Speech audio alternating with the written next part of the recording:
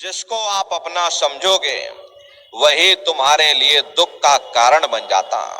यहां न कोई अपना है ना ही कोई पराया है, जो कुछ है परमात्मा का है। अरे परमात्मा ने हमको दिया लिया, परमात्मा जो दे दे हर इच्छा और परमात्मा जो ले ले हर इच्छा। हम किस बात का गिला शिकवा करते हैं, लेकिन हमारी हालत ऐसी है, ये लोभ रूपी कुत्ता सदा मन में भौंकता ही रहता है, ये कभी चुप नहीं बैठता। जब भी परमात्मा के आगे हाथ जोड़ करके अरदास करते हैं, वही दुनिया की इच्छाओं और तृष्णाओं को मांगने के लिए करते हैं। कभी हमने परमात्मा का शुक्र नहीं किया, ये शुक्र है परमात्मा, तूने खाने को रोटी दे दी। अरे आधी दुनिया भूखी पेट सोती है।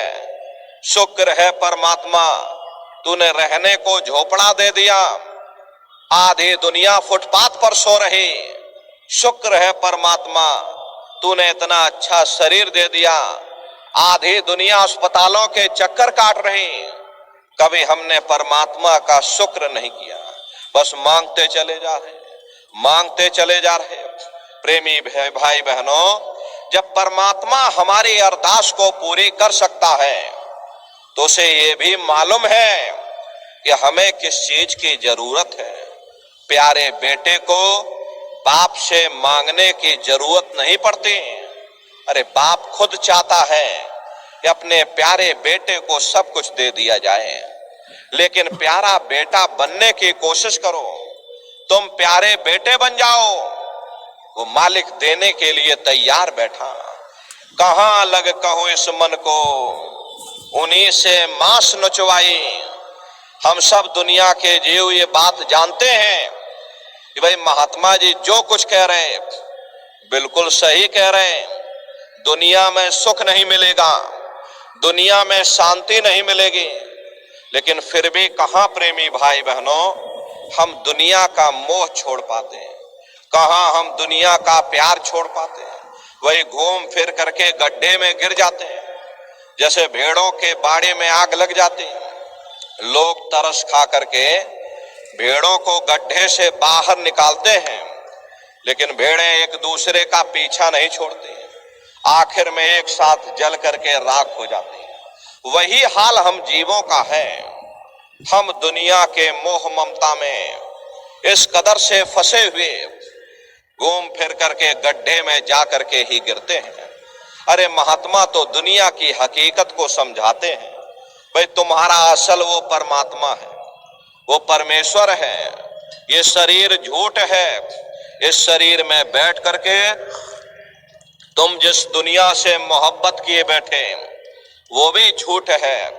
ये झूठ हमेशा झूठ के मोह में फंसा रहता और अपने मालिक को भूला बैठा।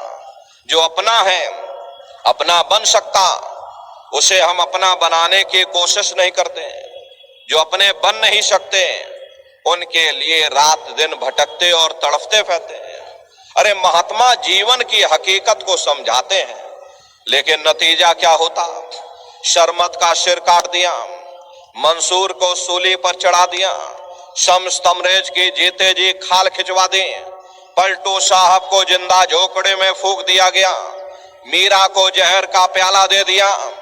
अरे उन महात्माओं का क्या कसूर था? महात्मा तो जीवन की हकीकत को समझाते हैं, जीवन की सच्चाई को समझाने के लिए आते हैं।